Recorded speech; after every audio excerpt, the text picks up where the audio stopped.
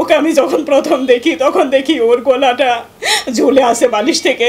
পাবনার ফরিদপুর উপজেলার দিঘুলিয়া গ্রামের বাসিন্দা ও বিশ্ববিদ্যালয় পড়ুয়া শিক্ষার্থী নাফিউল করিম সোহানকে শ্বাসরোধে হত্যা মামলার ৬ মাস পার হলেও এখনো গ্রেফতার হয়নি কোনো আসামি। নিষ্পাপ ছেলেকে হারিয়ে আর বিচার না পেয়ে দাঁড়ে দাঁড়ে ঘুরছেন অসহায় বাবা মা। নাফিউল করিম সোহান গণবিশ্ববিদ্যালয়ের ফার্মাসি বিভাগের ছাত্র ছিলেন।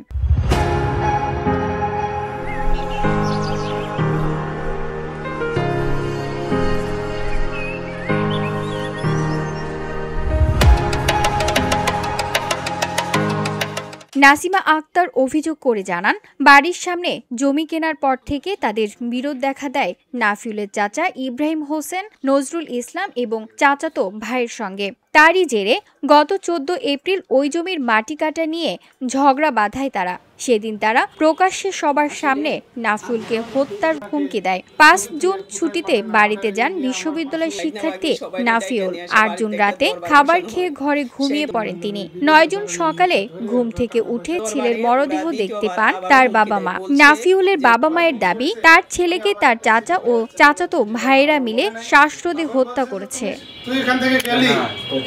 অভিযুক্ত আসামি পক্ষের লোকজন লাশ বাড়িতে নিয়ে যায়। ক্ষমতার প্রভাব খাটিয়ে অভিযুক্ত চাচা ও চাচাতো ভাইয়েরা নিজেরাই পরিবারের অনুমতি ছাড়াই মরদেহ গোসল করায় এবং তড়িঘড়ি করে জানাজা দাফন সম্পন্ন করে। অবশেষে গত ৪ আগস্ট নাফিউলের মা নাসিমা আক্তার বাদী হয়ে ৬ জনকে আসামি করে পাবনার সিনিয়র জুডিশিয়াল ম্যাজিস্ট্রেট আদালতে একটি হত্যা মামলা দায়ের করেন। নাফিউলের বাবা মা এর অভিযোগ, মামলার পরেও অভিযুক্ত আসামিদের গ্রেফতার করছেন না পুলিশ।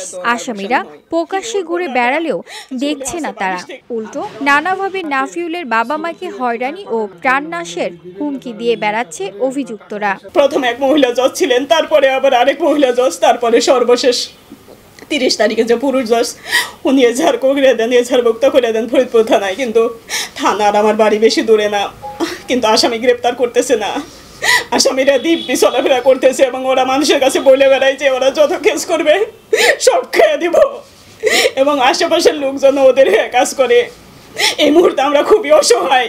ছেলে হত্যার বিচারের আশায় দাঁড়ে দাঁড়ে ঘুরছেন তারা। সংবাদ সম্মেলনে অবিলম্বে ছেলে হত্যা জড়িতদের গ্রেফতার ও ন্যায় বিচার দাবি নাফিউলের বাবা মায়ের। আমার সন্তান আমি ভার্সিটিতে পড়াইছি, আমার ছেলেকে আমি আমার ঘরে শুইতে দিছি, আমার ছেলেকে কেন ঘরের ভিতরে এসে নির্মমভাবে হত্যা করবে? আমি তো কারো কোনো ক্ষতি করি নাই। আমি এই বিচার চাই, আমি নিরাশ হব না। আমি বিচার চাই, আমি সবার কাছে বিচার চাই আর দোয়া চাই। VOD Bangla news desk. আসলে